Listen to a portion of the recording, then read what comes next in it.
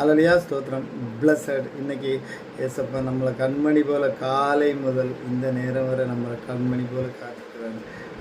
அவருக்கு நம்ம கோடி நன்றி சொல்லலாம். ஏன்னா எத்தனையோ பேர் இந்த காலையிலேருந்து இருந்தவங்க இன்னைக்கு மாலையில் இல்லை. அல்லேலூயா.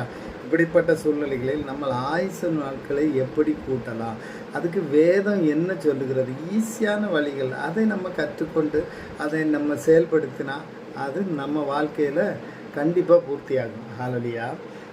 பாருங்கள், வேதத்தில் எங்கள் ஆயுசு நாட்கள் 70 வருடம், ஹல்லேலூயா, பலத்தின் மிகுதியால் 80 வருடமாக இருந்தாலும் அதன் மேன்மையானது வருத்தமும் சஞ்சலமே, அது சீக்கிரமாய் கடந்து போகிறது, நாங்கள் பறந்து போகிறோம். சங்கீதம் 90வது அதிகாரம் 19வது வசனம்.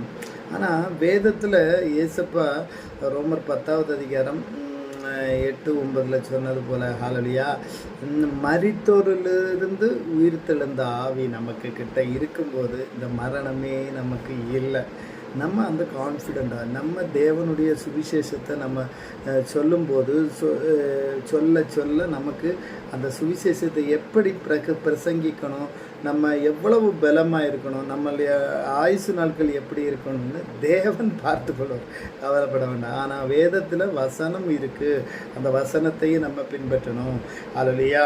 சங்கீதம் 103:5 பாருங்கள், நன்மையினால் உன் வாயை திருப்தி ஆக்குகிறார், கழுகுக்கு சமானமாய் உன் வயது, கழுகுக்கு சமானமாய் என் வயது திரும்ப வாழ வயது போல் ஆகிறது.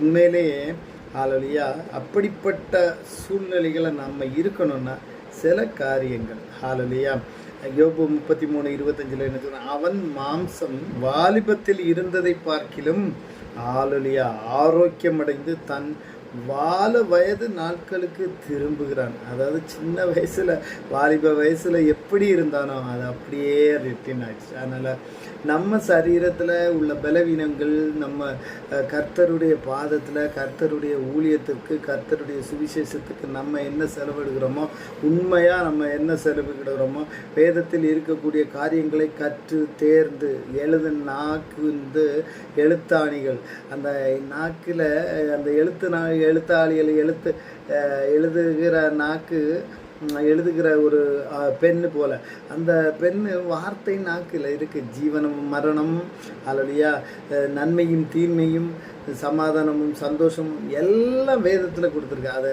சுதந்திரித்து பங்கு போட்டு எடுக்கிறதுக்கு யார்? நான் சுயம் இருக்கக்கூடாது. ஆனால் ஏசப்பா